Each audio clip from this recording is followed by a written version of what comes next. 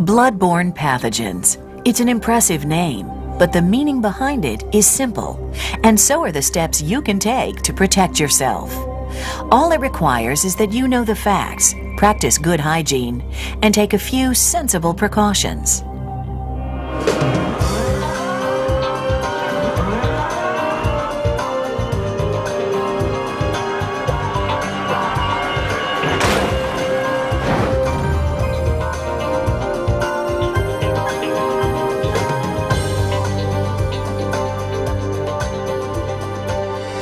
Bloodborne pathogens are disease-causing organisms. They're transmitted by contact with blood or body fluids that are contaminated with blood. A bloodborne pathogen may not cause any symptoms for years, maybe not ever. So it's possible for infected people to feel and look fine and to spread the pathogen without knowing they are infected. 3 bloodborne pathogens, all viruses, are of special concern: human immunodeficiency virus, HIV, hepatitis B virus, HBV, and hepatitis C virus, HCV. HIV, HBV, and HCV are carried in the blood and in semen, vaginal secretions, and body fluids containing visible blood. Body fluids also can carry other infectious pathogens. That's why you should treat all blood and body fluids as potentially infectious and take steps to protect yourself.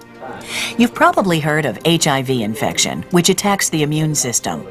When infected people lose their ability to fight infection, they become seriously ill. Although many people infected with HIV go on to develop AIDS, the number who develop serious illnesses and who die from AIDS is decreasing due to recent treatments. As yet, there is no vaccine to prevent HIV infection. Hepatitis B and hepatitis C are both viral infections that affect the liver. If you become infected with HBV or HCV, you may have no symptoms at all, or you may feel like you have an intestinal flu, or you may be so sick you have to be hospitalized. Eventually, you could die from these diseases. That's why it's so important to understand the risks of contracting HIV, hepatitis B, and hepatitis C. The better you understand the risks involved, the easier it is to take simple measures to protect yourself and your co-workers on the job.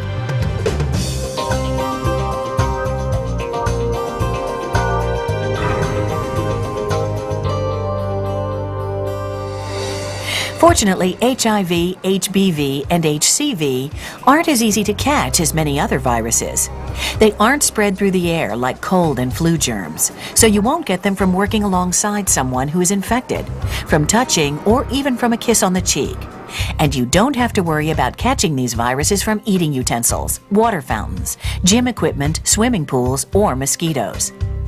HIV, hepatitis B, and hepatitis C are primarily spread by 3 types of body fluids: blood, vaginal secretions, and semen.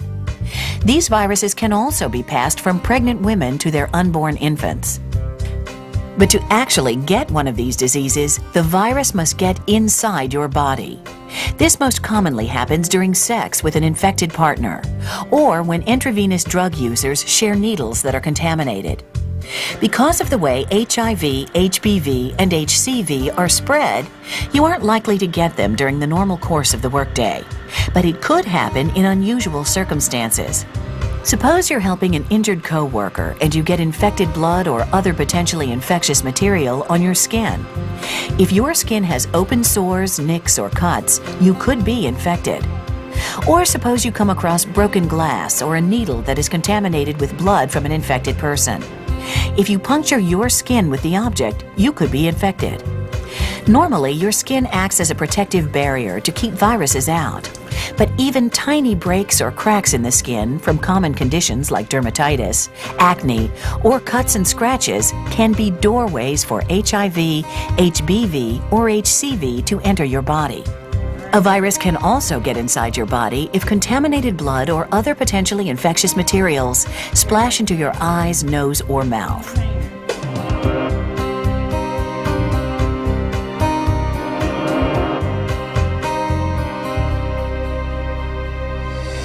To keep yourself safe, you must learn to recognize risky situations and know how to respond safely. These risky situations generally fall into 3 areas: accidents and other injuries, cleanup after accidents, and routine janitorial and maintenance activities.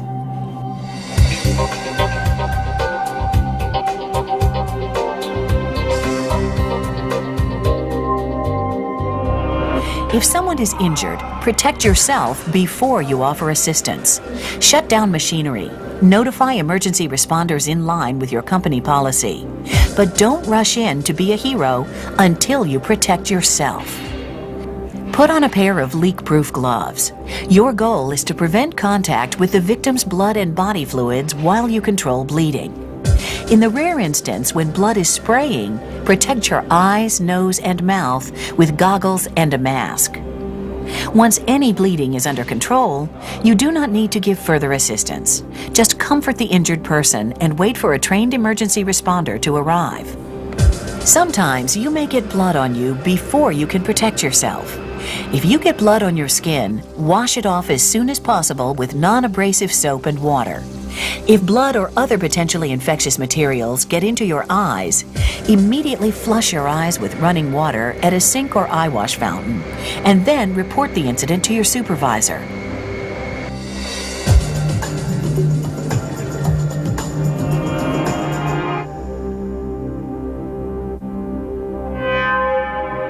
Once the accident victim is cared for, the emergency is over. But the hazard isn't gone until the area is cleaned of all traces of blood and body fluids. This should only be done by specially trained employees, maintenance, or janitorial staff.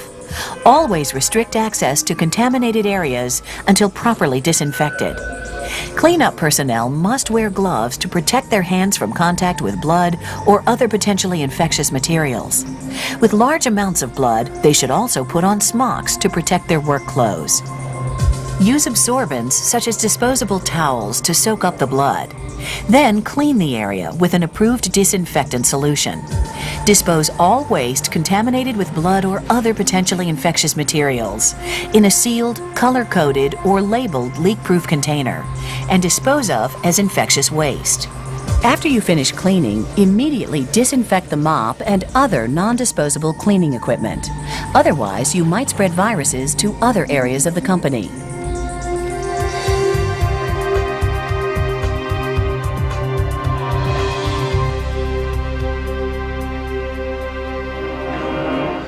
Accidents are not the only time when maintenance and janitorial staff may confront blood and other potentially infectious materials. That's why you must protect yourself, even during routine cleaning and maintenance tasks.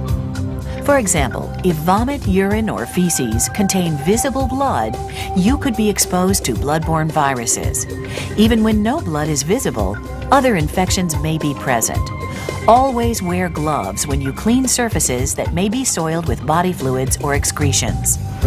If you have to clean up large amounts of contamination, also put on a smock or apron to protect your clothes. Be alert for sharp objects such as broken glassware or used syringes when emptying trash containers. Never pick up shards directly with your hands. Use a device such as a brush and dustpan. Be sure to put contaminated sharp objects in puncture-resistant leak-proof containers. Place all other contaminated wastes in leak-proof containers and dispose of them according to company policy. Handling laundry can also be risky. Bags of laundry sometimes conceal contaminated items, like bloody rags and clothing. Even contaminated needles or other sharp objects might be in a laundry bag. And when sorting laundry, be careful to protect yourself. You never know what might be on or in there. It's important to remember this whenever you handle laundry or trash. Always carry bags by the top. Never hold them against your body or place a hand underneath to support them. No matter what your job, some common sense precautions can help protect you from infection. Keep your hands away from your face, especially your nose, mouth, and eyes. Remove any protective clothing and wash your hands before you eat, drink, smoke, apply cosmetics or lip balms, or handle contact lenses. Hand washing is one of your best defenses against spreading infection, including HPV, HCV, and HIV. Always wash your hands with soap and water after contact with blood or body fluids, even if you wore gloves. Be sure to also wash them at the end of your shift and after you remove your work gloves. Be sure you know what to do in an emergency before an emergency occurs. Find out whether your company has trained emergency personnel and know how to contact them. Never take unnecessary risks. In an emergency, shut off machinery, sound the alarm, and do whatever you must to save a life. But don't touch blood or body fluids without wearing gloves. Use a pocket mask to administer mouth-to-mouth resuscitation. Plan ahead to protect yourself from blood and body fluids. Put on leak-proof gloves before you help injured persons. If blood is spraying, even the goggles and dust masks you use on the job can help keep blood and body fluids out of your eyes, nose, and mouth. If you get blood or body fluids on your gloves, clothes, or shoes, remove them as soon as possible and place them in a sealed bag. Next, wash exposed skin with non-abrasive soap and water. Then find out from your supervisor what your company's policy is for decontaminating or disposing of contaminated items. Never clean up blood or body fluids unless you are trained to do so. Then be sure to follow your company's policies to the letter.